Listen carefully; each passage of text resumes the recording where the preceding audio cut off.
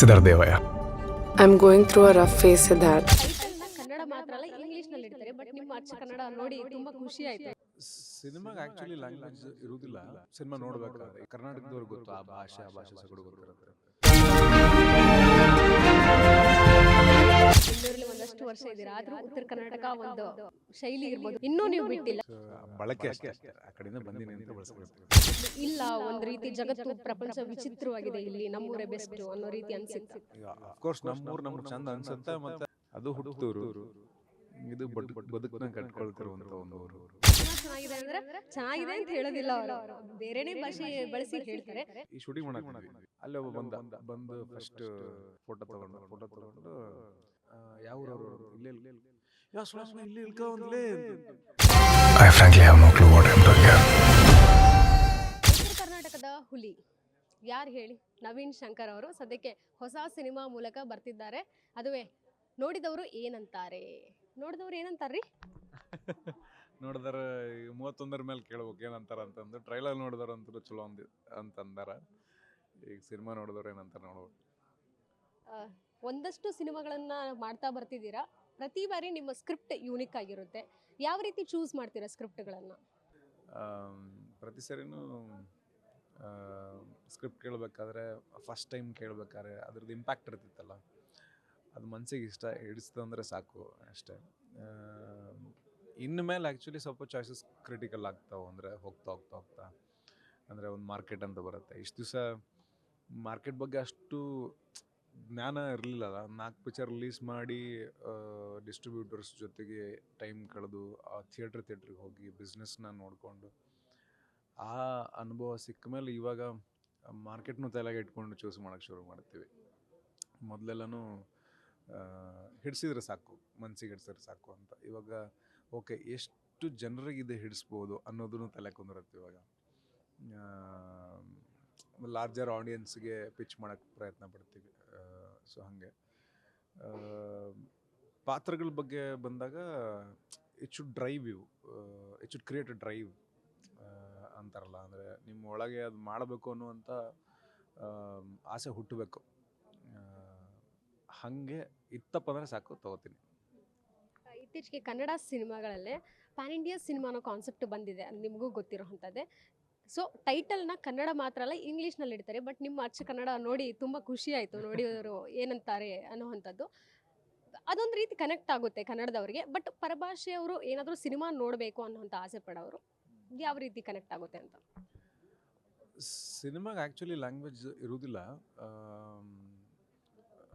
Cinema ನೋಡಬೇಕಾದ್ರೆ ಈಗ ನಾನು ತಮಿಳ್ ಸಿನಿಮಾ ನೋಡ್ತೀನಿ, ತೆಲುಗು ಸಿನಿಮಾನು ನೋಡ್ತೀನಿ, ಮಲಯಾಳಂ ಪಿಕ್ಚರು ನೋಡ್ತೀನಿ, ಇಂಗ್ಲೀಷ್ ಪಿಕ್ಚರು. ಕೆಲವು ಸರಿ ಫೆಸ್ಟಿವಲ್ ನಮ್ಮ ಬೆಂಗಳೂರಾಗ ಆಗುವಂಥ ಫಿಲಮ್ ಫೆಸ್ಟಿವಲ್ ಆದಾಗ ಜಗತ್ತಿನ ಯಾವುದ್ಯಾವುದೋ ಮೂಲೆಯಿಂದ ಬಂದಿರ್ತಾವೆ, ನಮ್ಗೆ ಅರ್ಥನೂ ಆಗೋದಿಲ್ಲ. ನಾನು ಎಸ್ಪೆಷಲಿ ಸಬ್ಟೈಟ್ಲ್ ಓದೋದೇ ಇಲ್ಲ. ಹಂಗೆ ಭಾಳ ಇಷ್ಟ ಆಯ್ತು ಪಿಕ್ಚರ್ ಅಂದರೆ 2ನೇ ಟೈಮ್ ಸಬ್ಟೈಟ್ಲ್ ನೋಡ್ತೀನಿ. ಫಸ್ಟ್ ಸುಮ್ಮನೆ ಚೆಂದಾಗಿ ಪಿಕ್ಚರ್ ನೋಡ್ಕೊತ ಹೋಗ್ತೀನಿ. ನನ್ನ ಪ್ರಕಾರ ಸಿನಿಮಾಗೆ ಲ್ಯಾಂಗ್ವೇಜ್ ಬ್ಯಾರಿಯರ್ ಇರೋದಿಲ್ಲ. ಯಾಕಂದರೆ ನಾವು ಕಾಲೇಜ್ನಾಗಿದ್ದಾಗ ಪ್ರಭಾಸ್ ಅವ್ರ ಪಿಕ್ಚರು, ಆಮೇಲೆ ಅಲ್ಲು ಅರ್ಜುನ್ ಅವ್ರ ಪಿಕ್ಚರೇನೋ ಬಂದಿತ್ತು. ಗಂಧಗಳಿನ್ನೂ ಗೊತ್ತಿರಲಿಲ್ಲ ತೆಲುಗು ಏನು ನಮಗೆ, ಯಾಕಂದ್ರೆ ನಾವು ಎಲ್ಲಿ ಮಾತಾಡ್ತೀವಿ, ನಮ್ಮ ಸುತ್ತಲೂ ಮಾತಾಡೋದಿಲ್ಲ, ಯಾರೂ ಮಾತಾಡೋದಿಲ್ಲ. ಬಟ್ ಪಿಕ್ಚರ್ ಅರ್ಥ ಆಗಿದ್ದು ನಮಗೆ. ಸೊ ಹಾಗೆ ಕತೆ, ಆ್ಯಕ್ಟರ್ಸು, ಅವ್ರ ಅಭಿನಯ ಮತ್ತು ಸಿನಿಮಾದ ಪ್ರೊಡಕ್ಷನ್ ಕ್ವಾಲಿಟಿ ಅಂತೇನು ಕರಿತೀವಿ, ಆಮೇಲೆ ಸಿನಿಮಾ ನಮ್ಮನ್ನು ಇನ್ವಾಲ್ವ್ ಮಾಡ್ಕೊಳ್ಳೋ ರೀತಿ ಚಲೋ ಇತ್ತಪ್ಪ ಅಂತಂದರೆ ಯಾವ ಲ್ಯಾಂಗ್ವೇಜ್ ಆದ್ರೂ ಯಾವುದೇ ಭಾಷಿಗರಾದ್ರೂ ನೋಡ್ತಾರೆ ಅಂತ. ಬಟ್ ಅವ್ರನ್ನ ತಲುಪುವ ಶಕ್ತಿ ನಮಗಿರಬೇಕು.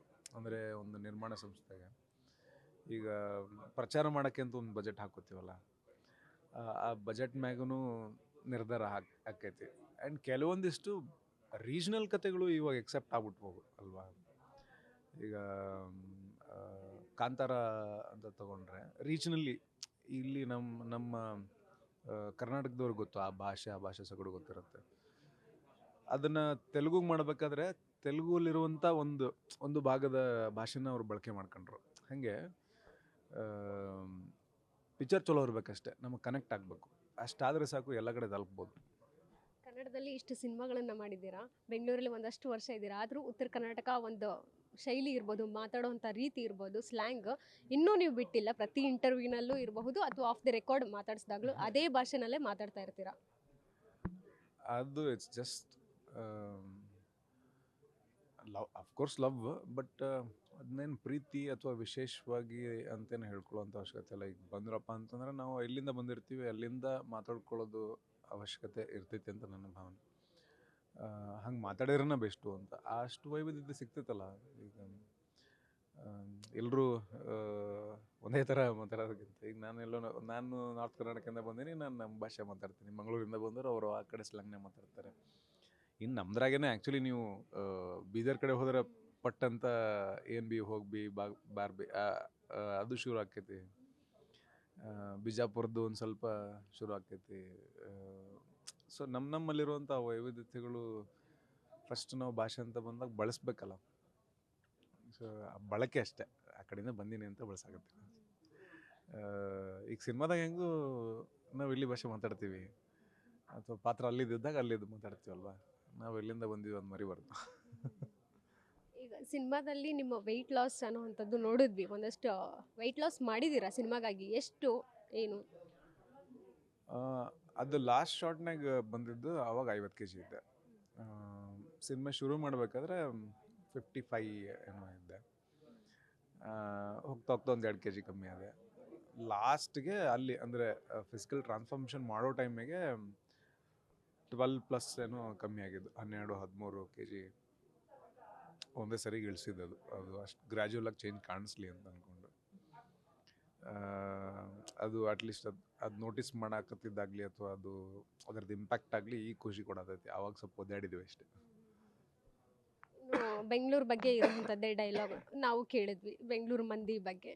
ಅನಿಸಿದ್ದು ಯಾವತ್ತಾದರೂ ಬೆಂಗಳೂರಿಗೆ ಸ್ಟಾರ್ಟಿಂಗ್ ನೀವು ಬಂದಾಗ ಇಲ್ಲ ಒಂದು ರೀತಿ ಜಗತ್ತು ಪ್ರಪಂಚ ವಿಚಿತ್ರವಾಗಿದೆ, ಇಲ್ಲಿ ನಮ್ಮೂರೇ ಬೆಸ್ಟು ಅನ್ನೋ ರೀತಿ ಅನಿಸಿತ್ತಾ? ಇಲ್ಲ, ನನಗೆ ಉಲ್ಟಾ ಆ್ಯಕ್ಚುಲಿ.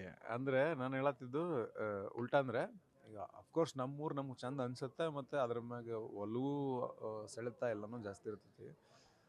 ನಂಗೆ ಉಲ್ಟಾ ಬೆಂಗಳೂರು ಅಂದರೆ ಫಸ್ಟ್ ಭಯ ಇತ್ತು ನಮಗೆ. ನಮ್ಮ ಭಾಗದವ್ರು ಅಂತ ಅಷ್ಟೇ ಅಲ್ಲ, ಎನಿ ರೂರಲ್ ಹಳ್ಳಿಯಿಂದ ಬಂದವ್ರಿಗೆ ಅಥವಾ ದೂರದಿಂದ ಬಂದವ್ರಿಗೆ. ಈ ಮೈಸೂರವ್ರಿಗೆ ಏನು ಅನ್ಸೋದಿಲ್ಲ, ಮಂಡ್ಯದವ್ರಿಗೂ ಏನೂ ಅನ್ಸೋದಿಲ್ಲ, ಇಲ್ಲೇ ಮಗ್ಲೇ ಇರ್ತಾರೆ. ಅಥವಾ ಈ ಭಾಗ ತುಮಕೂರು ಅವ್ರಿಗೂ ಏನೂ ಅನ್ಸೋದಿಲ್ಲ. ನಾವು ಅಲ್ಲೊಂದು 450 ಕಿಲೋಮೀಟ್ರ್ ದೂರದಿಂದ ಬರೋದಲ್ಲ. ನಾವೆಲ್ಲ ಬೆಂಗಳೂರಿನ ಪಿಕ್ಚರ್ನಾಗ ನೋಡಿದ್ವಿ, ಬಿಟ್ರೆ ಪೇಪರು. ಆವಾಗ ಡಿಜಿಟಲೈಸೇಷನ್ನು ಅಷ್ಟಾಗಿರಲಿಲ್ಲ. ನಾನು ಐ ಥಿಂಕ್ ನಾನು PU ಬಂದಾಗ ನನ್ನ ಕೈಗೆ ಫಸ್ಟ್ ಒಂದು ಕಲರ್ ಸೆಟ್ ಅಂತ ಬಂದಿದ್ದು, ಟಚ್ ಸ್ಕ್ರೀನ್ ಸೆಟ್ ಅಂತ. ಆವಾಗ ನಮಗೆ ಅಲ್ಲಿ ತನಕ 10th ಇದ್ದಾಗೆಲ್ಲನೂ ಕೀಪ್ಯಾಡ್ಸ್. ಸೊ ಆ ಟೈಮ್ನಾಗ ಎಲ್ಲಿ ನೋಡಿರ್ತೀವಿ ನಾವು. ಫಸ್ಟ್ ಬಂದು ಇಳಿದ ತಕ್ಷಣ ನಮ್ಮ ತಲೆಯಾಗಿದ್ದಿದ್ದು ಬೆಂಗಳೂರು ದೈತ್ಯಾಕಾರ, ಆಮೇಲೆ ಮೆಜೆಸ್ಟಿಕ್ನಾಗ ಹುಷಾರಾಗಿರ್ಬೇಕು, ಕಿಶೆದಾಗ ರೊಕ್ಕಿದ್ವಪ್ಪ ಅಂದ್ರೆ ಹಿಂದಿನ ಕಿಶೆದಾಗ ಇಟ್ಕೋಬಾರ್ದು, ಒಳಗೆ ಇಟ್ಕೋಬೇಕು. ಆಮೇಲೆ ಕಿಶೆದಾಗ ಒಂದು ಕಿಶೆ ಮಾಡಿರೋರು ಗೊತ್ತಾ, ಒಂದು ಪ್ಯಾಂಟ್ ಒಳಗೆ. ಅವಾಗ ಜೀನ್ಸು ಹಾಕ್ತಿರ್ಲಿಲ್ಲ. ಜೀನ್ಸ್ ಬಳಕೆ ಮಾಡೋಕ್ಕೆ ಶುರು ಮಾಡಿದ್ದೆ ಆಮೇಲೆ PUC ಟೈಮ್ನಾಗ. ಸೊ ಒಂದು ಸೀಕ್ರೆಟ್ ಜೇಬ್ ಅಂತ ಇರ್ತೈತೆ, ಅಲ್ಲಿ ಇಟ್ಕೊತಿದ್ವಿ ರೊಕ್ಕನ. ಅಲ್ಲಿಟ್ಕೋ, ಅವಾಗ ಅದು ಮುಟ್ಕೋತಿರೋ ಅಂತಂದು. ಸೊ ಹಾಗೆ ಒಂದು ಭಯ ಹುಟ್ಟಿಸಿರೋರು. ಈ ಬೆಂಗಳೂರು ಅಂತ ಅಷ್ಟೇ ಅಲ್ಲ, ಮುಂಬೈ ಬಗ್ಗೆ ಆಗಲಿ, ಯಾವುದೇ ಮಹಾನಗರಗಳಿರ್ತಾವೋ, ದೈತ್ಯ ನಗರಗಳಿರ್ತಾವೆ, ಅವ್ರ ಬಗ್ಗೆ ಒಂದು ಭಯ ಹುಟ್ಟಿಸಿರ್ತಾರೆ. ಬಟ್ ಇಲ್ಲಿ ಬಂದ ಮೇಲೆ ಸಿಕ್ಕಂಥ ಪ್ರೀತಿ ಬೇರೆ ಲೆವೆಲ್ಗಿತ್ತಲ್ಲ. ಸೊ ಹಂಗಾಗಿ ಆಮೇಲೆ ಅದು ಹುಟ್ಟೂರು, ಇದು ಬದುಕನ್ನ ಕಟ್ಕೊಳ್ತಿರುವಂಥ ಒಂದು ಊರು. ಸೊ ಎರಡರ ಮ್ಯಾಗೂ ಪ್ರೀತಿ ಐತಿ, ಅಭಿಮಾನ ಐತಿ. ಅವತ್ತು ಇದ್ದಂತಹ ಒಂದು ಪೊಸಿಷನ್ ಇರ್ಬೋದು, ನೀವು ಇವತ್ತು ಇಷ್ಟು ಸಿನಿಮಾಗಳನ್ನು ಮಾಡ್ತಿದ್ರಾ, ಇಷ್ಟು ಲೈನಪ್ಸ್ಗಳು ಆಗ್ತಿರುವಂಥದ್ದು, ಅದು ಒಂದು ರೀತಿ ತೃಪ್ತಿ ಇದೆಯಾ ಜೀವನದಲ್ಲಿ, ಅಥವಾ ಇಲ್ಲ ಇನ್ನಷ್ಟು ಮಾಡ್ಬೇಕು ನಾನು, ನೆಕ್ಸ್ಟ್ ಟಾರ್ಗೆಟ್ ನಂದು ಇಲ್ಲಿಗಿದೆ ಅನ್ನೋ ಥರನ? ಏನು ಟಾರ್ಗೆಟ್ ಇರ್ಬೋದು ನಿಮ್ಗೆ? ದ ಅಲ್ಟಿಮೇಟ್ ಅನ್ನೋದು ನಾವು ಪದಗಳಲ್ಲಾಗಲಿ ಅಥವಾ ಬರವಣಿಗೆಯಲ್ಲಾಗಲಿ ನಾವು ಹೇಳೋಕ್ಕಾಗೋದು ಇಲ್ಲ, ಬರೆಯೋಕ್ಕಾಗೋದೂ ಇಲ್ಲ. ಅದು ಒಂದು ಹಂತ ಹೋದ್ಮೇಲೆ ಇನ್ನೂ ಅದಕ್ಕಿಂತ ದೊಡ್ಡ ಹಂತದ ಕನಸು ಇರ್ತದೆ, ಅದಕ್ಕಿಂತ ಮತ್ತು ಇನ್ನೂ ದೊಡ್ಡ ಹಂತದ ಕನಸುಗಳು ನಿಲ್ಲುವುದೇ ಇಲ್ಲ. ಫಸ್ಟ್ ಅವಕಾಶಗಳು ಸಿಗಬೇಕು ಅನ್ನೋ ಅಂಥದ್ದು ಇರ್ತಿತ್ತು. ಅವಕಾಶ ಸಿಕ್ಕ ಮೇಲೆ ಪಿಕ್ಚರ್ ಚಲೋ ಆಗಬೇಕು ಅನ್ನೋದಿತ್ತು. ಚಲೋ ಆದಮೇಲೆ ಈ ಒಂದು ದೊಡ್ಡ ಸಕ್ಸಸ್ ಸಿಗಬೇಕು ಅನ್ನೋದು ಇರ್ತೈತಿ. ಹಾಗೆ ನಿರಂತರವಾಗಿರೋದ್ರಿಂದ ಟಾರ್ಗೆಟ್ ಹೆಂಗೆ ಹೇಳಿ, ಈಗ ಹೇಳಿದ್ರೆ ಅದು ಭಾಳ ದೊಡ್ಡದು ಅನ್ಸ್ಬಿಡ್ತೈತಿ. ಮಾಡ್ಕೋತ ಹೋಗೋಣ ಪಿಕ್ಚರ್ನ. ಬಟ್ ಏನಂದರೆ ಇವಾಗೇನು ಅನ್ಸಿರುತ್ತಲ್ಲ ಅದಕ್ಕಿಂತ ಬೆಟ್ರ್ ಮಾಡ್ಕೋತ ಹೋಗ್ಬೇಕಷ್ಟೆ. ಸಿನಿಮಾದಲ್ಲಿ ಆಗೋ ಮಾಡೋ ಅಭಿನಯದಿಂದ ಹಿಡ್ಕೊಂಡು ಸಿನಿಮಾನ ಎಷ್ಟು ಜನ ಪ್ರೀತಿಸ್ತಾರೆ, ಇನ್ನೂ ಜಾಸ್ತಿ ಜನ ಪ್ರೀತಿಸೋ ಥರ ಸಿನಿಮಾಗಳು ಮಾಡ್ಕೊತ ಹೋಗ್ಬೇಕು, ಒನ್ ಆಫ್ಟರ್ ದಿ ಅದರ್. ಅಪ್ಪ ಅಮ್ಮ ಹತ್ರ ಇನ್ನೂ ಬೈಸ್ಕೋತೀರಾ ಈಗಲೂ ಸ್ಟಾರ್ ಆದರೂ? ಯಾವಾಗ್ಲೂ ಇದ್ದೇ ಇರ್ತಾವೆ, ಬಟ್ ಭಾಳ ಕಮ್ಮಿ ಆಗಿರ್ತಾವೆ ಅಷ್ಟೇ. ಅಂದರೆ ಈಗ ಅವರು ಬಯೋದ ಬಿಟ್ಬಿಟ್ಟಿರ್ತಾರೆ, ಅವಂಗ ತಿಳುವಳಿಕೆ ಐತಲ್ಲ ಅಂತ ಅಂದ್ಕೊಂಡಿರ್ತಾರೆ. ಬಟ್ ಸಣ್ಣ ಪುಟ್ಟದ್ದು ಇರ್ತಾವಲ್ಲ, ಅವಾಗ ಏನೋ ಒಂದು ಸಣ್ಣದಾಗಿ ಏನೋ ಈಗ್ಲೂ ಅಪ್ಪನ ಅಲ್ಲ, ಸೊ ಅವ್ರಿಗಿರೋ ಮೆಚುರಿಟಿನೇ ಬೇರೆ ಇರ್ತದೆ. ಯಾವುದೋ ಒಂದು ವಿಷಯದಾಗ ಏನೋ ಒಂದು ಇಷ್ಟು ಮಾತಾಡೋ ಮುಂದೆ ಬೈತಿರ್ತಾರೆ, ಈಗಲೂ ಬೈತಾರೆ. ಸಿನಿಮಾದಲ್ಲಿ ಲವ್ ಇದೆ, ಯಾವತ್ತಾದ್ರೂ ಯಾರಿಗಾದ್ರೂ ಲವ್ ಅಡ್ವೈಸ್ ಮಾಡಿದ್ದೀರಾ? ಅಡ್ವೈಸ್ ಏನು ಮಾಡೋಕ್ಕೆ ಹೋಗಿಲ್ಲ, ಪಿಕ್ಚರ್ನಾಗ ಅಷ್ಟೇ ಮಾಡೋದು, ಹೊರಗೇನು ಅಡ್ವೈಸ್ ಏನೂ ಇಲ್ಲ. ಬೆಟ್ಟಾಗಿ ಫ್ರೆಂಡ್ಸು ಒಂದಿಷ್ಟು ಜನ ಸಂಜೆ ಮುಂದೆ ಮ್ಯಾಗ ಕಾಲ್ ಮಾಡ್ತಾರೆ, ಅದು ಅಂಥ ಹಂತದಾಗ ಕಾಲ್ ಮಾಡಿದಾಗ ಸ್ವಲ್ಪ ತಡ್ಕೋಬೇಕು ಅವ್ರನ್ನ ಅಷ್ಟೇ, ಸಮಾಧಾನ ಮಾಡ್ಬೇಕು ಅಷ್ಟು ಬಿಟ್ಟರೆ. ನಮಗೂ ಇದ್ದರು, ನಾನು ಅದನ್ನು ಫೇಸ್ನ ಕ್ರಾಸ್ ಮಾಡಿದ್ದೀನಿ. ಆಮೇಲೆ ಈಗಲೂ ಅವಾಗ ಕ್ರಾಸ್ ಮಾಡ್ತಿರ್ತಾರೆ ಯಾರೋ ಗ್ಯಾಂಗ್ನಾಗ. ಇವಾಗಿಲ್ಲ ಇಲ್ಲ, ಅದಕ್ಕೆ ಟೈಮ್ ಮಾಡ್ಕೋಬೋದು, ಬಟ್ ಇಲ್ಲ ಅಷ್ಟೇ. ಸಿನಿಮಾ ಟ್ರೈಲರ್ ತುಂಬ ಚೆನ್ನಾಗಿದೆ. ಯಾಕಂತ ಹೇಳಿದ್ರೆ ಪ್ಯಾನ್ ಇಂಡಿಯಾ ಸಿನಿಮಾ ಯಾವಾಗಲೂ ಡಾರ್ಕ್ ಮೂಡ್ ಸಿನಿಮಾಗಳನ್ನು ಇಷ್ಟಪಡೋವಂಥದ್ದು. ಜೊತೆಗೆ ಈ ರೀತಿ ಸಿನಿಮಾಗಳನ್ನ ತುಂಬ ಜನ ಮಿಸ್ ಮಾಡ್ಕೋತಾ ಇದ್ದಾರೆ ಈಗ. ಅಂದರೆ ಫ್ಯಾಮಿಲಿ ಎಂಟರ್ಟೈನ್ಮೆಂಟ್ ಇರ್ಬೋದು, ಸೆಂಟಿಮೆಂಟ್ ಇರ್ಬೋದು, ಪ್ರತಿಯೊಂದು ಸೀನ್ಸ್ ನಮಗೆ ಬೇಕು, ನಮಗೆ ಖುಷಿ ಕೊಡುವಂಥ ಒಂದು ಸಿನಿಮಾ ಬೇಕು ಕಂಟೆಂಟ್ ಅನ್ನೋದು. ಅದು ಖಂಡಿತವಾಗ್ಲೂ ನೀವು ಕೊಡ್ತಾ ಇದ್ದೀರಾ ಈ ಸಿನಿಮಾದಲ್ಲಿ. ಐ ಥಿಂಕ್ ಸಿನಿಮಾ ಅದೇ ಎಲ್ಲ ವಯೋಮಾನದವ್ರಿಗೂ ಇಷ್ಟ ಆಗೋ ಥರ ಐದು ಪಿಕ್ಚರು. ಏನಕ್ಕೆ ಅಂದರೆ ಅವರಿಗೆಲ್ಲ ಕನೆಕ್ಟ್ ಆಗುವಂಥ ಅಂಶಗಳಿದಾವೆ ಅಂತ. ಸೆನ್ಸ್ ಇದು ಒಂದು ಜರ್ನಿ ಇರೋದ್ರಿಂದ ಪಿಕ್ಚರ್ದು, ಆ ಜರ್ನಿಲಿ ಒಬ್ಬೊಬ್ರಿಗೆ ಒಂದೊಂದು ಥರ ಕನೆಕ್ಟ್ ಆಗೋತ ಹೋಗುತ್ತಾ ಅಂತ. ಸೊ ಲೆಟ್ಸ್ ಸಿ, ನೋಡೋಣ ಏನಕ್ಕೈತೆ ಅಂತ. ಉತ್ತರ ಕರ್ನಾಟಕಕ್ಕೆ ನೀವು ಹೋಗಿ ಪ್ರಚಾರ ಮಾಡೋದು ಬೇಡ, ನಿಮ್ಮ ಹುಡುಗರೇ ಪ್ರಚಾರ ಮಾಡ್ತಾರೆ ಅಲ್ಲಿ. ಬ್ರ್ಯಾಂಡ್ ಅಂಬಾಸಿಡರ್ ಆಗಿದ್ದೀರಾ ಅಲ್ಲಿ. I am happy and I am proud about it.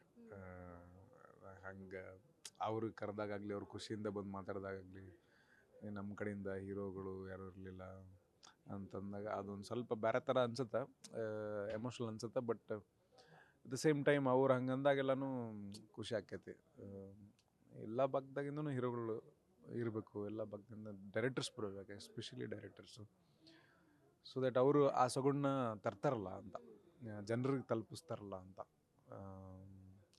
ಈಗ ಎಷ್ಟೊಂದು ನಮಗೆ ಗೊತ್ತಿರಲ್ಲ. ಈಗ ತೀರಾ ಇಂಟೀರಿಯರ್ ಆಫ್ ಚಾಮರಾಜನಗರ ಆಗಲಿ, ಅಥವಾ ಇಂಟೀರಿಯರ್ ಆಫ್ ಮಲೆನಾಡು ಆಗಲಿ, ಅಥವಾ ಕಂಪ್ಲೀಟ್ ಬಾರ್ಡರ್ಸ್ ಆಗಲಿ, ನಾವಿನ್ನೂ ಅಲ್ಲಿದು ಎಷ್ಟು ವೈವಿಧ್ಯತೆ ಐತೆ ಅದಿನ್ನೂ ನಮ್ಗೆ ನೋಡೋಕ್ಕೆ ಸಿಕ್ಕಿಲ್ಲ. ಅದನ್ನು ಒಬ್ಬರಾದ್ಮೇಲೆ ಒಬ್ಬರು ಬರ್ತಾರೆ, ತೆಗಿತಾರೆ ಅಂತ ಹೋಪ್ಸ್. ಬೈದು ಹೊಗಳೋ ಜನ ಅಂದರೆ ನಮ್ಮ ಕಡೆಯವರೇ ಅನಿಸುತ್ತೆ. ಯಾಕಂದರೆ ಸಿನಿಮಾ ಚೆನ್ನಾಗಿದೆ ಅಂದರೆ ಚೆನ್ನಾಗಿದೆ ಅಂತ ಹೇಳೋದಿಲ್ಲ ಅವರು, ಬೇರೆನೇ ಭಾಷೆ ಬಳಸಿ ಹೇಳ್ತಾರೆ. ಅದನ್ನು ನೀವು ತುಂಬ ಚೆನ್ನಾಗಿ ಸ್ವೀಕರಿಸ್ತೀರ. ಬಟ್ ಈ ಕಡೆ ಇರೋ ಸ್ಟಾರ್ಸ್ ಏನಾದರೂ ಅದನ್ನು ಸ್ವೀಕರಿಸೋಲ್ಲ. ಅದು ಇವಾಗ ಎಲ್ಲರಿಗೂ ಅಭ್ಯಾಸ ಆಗತೈತಿ. ಅಂದ್ರೆ ಪ್ರಾಣೇಶ್ವರ ಸ್ಟೇಜ್ ಮ್ಯಾಗ ಹೇಳಿ ಹೇಳಿ ಹೇಳಿ ಹೇಳಿ ಅಭ್ಯಾಸ ಮಾಡ್ತಾರೆ ಸ್ವಲ್ಪ ಅದನ್ನ. ಅದು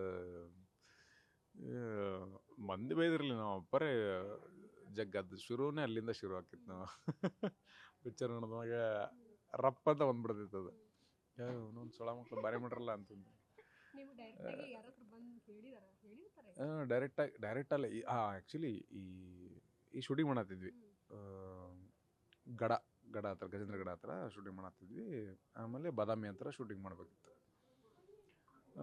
ಆನ್ ದ ವೇ ಹೋಗೋ ಮುಂದೆ ಒಂದು ಸೂರ್ಯಪ್ಪನ ಚೆಂಡು ಹಾಕಿದ್ರು, ಗೊತ್ತಿಲ್ಲ, ನನಗೆ ಇಮೇಜ್ ಬರತ್ತಿಲ್ಲ. ರೋಡ್ನೇ ಬರತ್ತೀವಿ, ಲಂಬಾಣಿ ಹೆಣ್ಮಕ್ಳು ಒಂದು ದೊಡ್ಡ ಟ್ರೂಪ್ ಹೊಂಟಿತ್ತು, ಅವ್ರ ಜೊತೆಗೆ ಒಂದು ಶಾರ್ಟ್ ತೊಗೊಳಮ್ಮ ಅಂತ ಅಂದ್ಕೊಂಡು ಅಲ್ಲಿ ಒಬ್ಬ ಬಂದು ಫಸ್ಟು ಹಾಯ್ ಸರ್, ನಮಸ್ಕಾರ ಸರ್, ಆರಾಮಿದ್ದೀರಿ ಸರ್ ಅಂತಂದು ಫೋಟೋ ತೊಗೊಂಡು ಅಲ್ಲಿ ಹೋದ. ವಾಪಸ್ ಬಂದು ಇನ್ನೊಬ್ಬ ನಮ್ಮ ಫ್ರೆಂಡ್ ಬಂದಿದ್ದ, ಅವ್ನು ಬಂದ್ಬಿಟ್ಟು ಇನ್ನೂ ಎಷ್ಟು ದಿವಸ ಶೂಟಿಂಗ್ ಮಾಡ್ತಿರಲ್ಲ ಇಲ್ಲಿ ಅಂತಂದು. ನೋಡ್ಬೇಕಲೇ, ಇನ್ನೊಂದು 2-3 ದಿವಸ ಆಕೈತಿಲ್ಲೇ, ಅದಾದಮೇಲೆ ಬರ್ತೀನಿ ಊರ ಕಡೆ ಅಂತಂದು. ಅವ್ನು ಕೇಳಿಸೈತದು, ಅವ ಕೇಳೋಣ ಯಾವ ಊರವ್ರು ಅಂತ ಇಲ್ಲೇ ಯಾವ ಸುಳಮ್ಗ ಇಲ್ಲೇ ಇಲ್ಕವಂತಲೇ ಅಂತ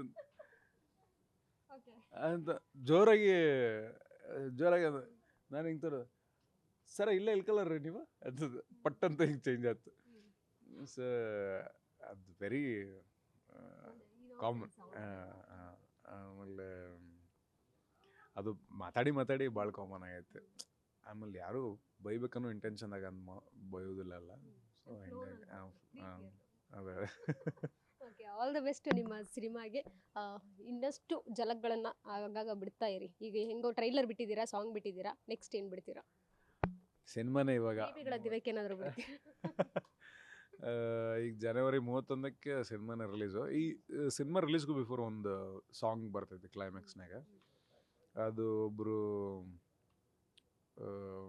ನಮ್ಮ ಮಯೂರೇಶ್ ಅಂತ ಮ್ಯೂಸಿಕ್ ಡೈರೆಕ್ಟರ್ ಮುಂಬೈ ಅವ್ರ ಸ್ನೇಹಿತರು ಒಬ್ರು ಇದ್ದಾರೆ, ಅವ್ರು ಹಾಡ್ಯಾರ ಅದನ್ನ.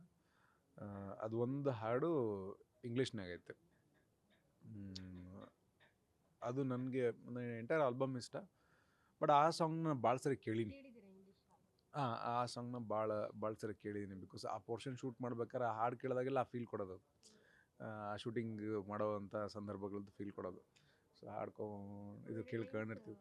ನನಗೆ ಬರೋದೇ ಇಲ್ಲ ನೀವು ಈ ಕೇಳೋದಷ್ಟೇ, ಲೂಪ್ ಆನ್ ಮಾಡ್ಕೊಂಡು ಕೇಳ್ಕೋತಾರೆ ಅಷ್ಟೇ.